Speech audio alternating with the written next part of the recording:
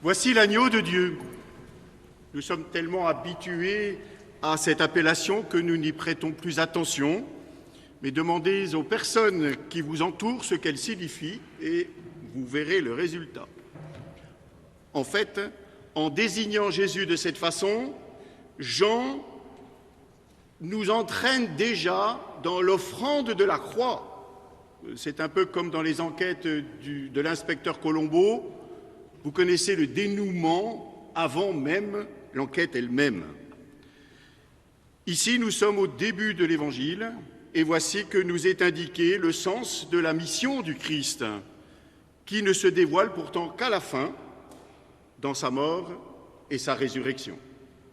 L'agneau de Dieu fait référence à l'agneau que le peuple hébreu immolait durant la fête de la Pâque pour rappeler la sortie d'Égypte, la fin de l'esclavage.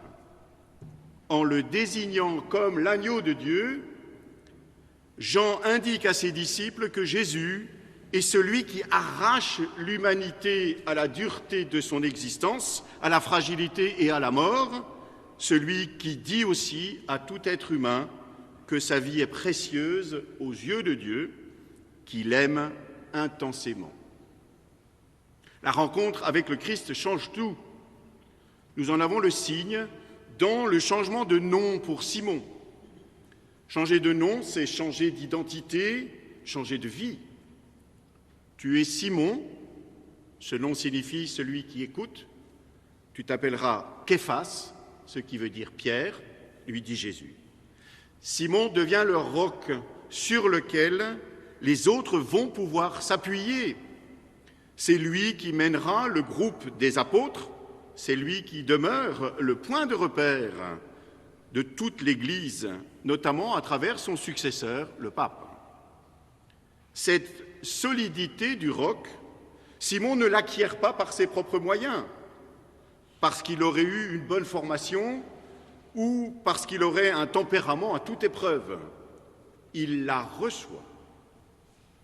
Au fil des siècles, nombreux sont ceux qui ont vu changer leur vie à cause de la rencontre du Christ. Saint Antoine est de ceux-là. Un jour, il entend à l'église le passage de l'Évangile « Si tu veux être parfait, va, vends tout ce que tu possèdes et suis-moi ». Et c'est ainsi qu'il se retire dans le désert pour vivre ce que l'on appellerait aujourd'hui une sobriété heureuse, confiant dans l'amour que Dieu porte. Que ce soit dans l'appel de Samuel, entendu en première lecture, ou dans celui de Simon-Pierre, nous constatons qu'il y a des relais. Le prêtre Élie pour l'un, son frère André pour l'autre. Nous-mêmes avons bénéficié de relais tout au long de notre vie pour nous aider à entendre l'appel du Christ et à le suivre. Notre famille, dans la plupart des cas, nos parents, nos grands-parents, la communauté paroissiale, une personne dont le témoignage nous a marqué, un livre spirituel qui nous a fait comprendre le désir de Dieu ou le message du Christ. La rencontre avec celui-ci n'est pas nécessairement fulgurante, elle est parfois le fruit d'un long cheminement. Mère Teresa disait qu'elle reconnaissait le visage du Christ sur celui d'une personne malade. Cela nous surprend peut-être, nous pensons tout de suite, quelqu'un de beau et bien portant nous fait penser à la beauté de Dieu, mais pourtant, même une personne abîmée par la vie ou dépréciée par ses semblables peut être expression du visage de Dieu.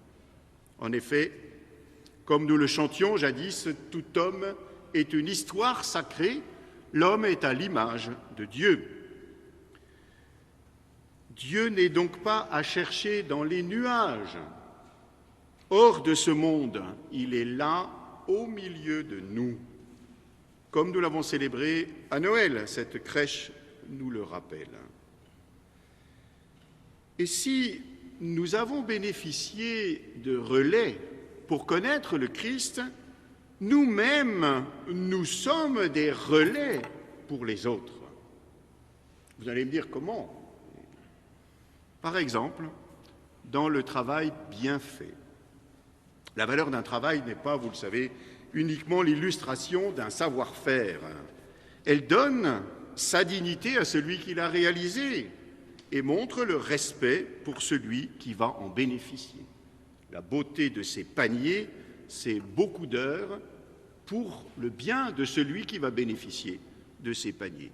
Saint Antoine effectuait son travail de vannier comme une prière, voyant en ce respect que je viens d'évoquer une marque d'amour dans le Christ. Nous aussi, nous pouvons faire de notre travail une prière parce qu'il devient lieu de rencontre, rencontre de l'autre, rencontre du Christ.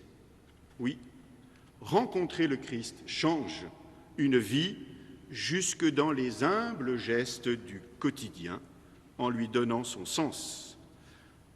Paul Verlaine disait « La vie simple, aux travaux ennuyeux et faciles, est une œuvre de choix qui veut beaucoup d'amour. » Nous aussi, à travers notre vie même simple, signifions cet amour, soyons témoins de la présence du Christ.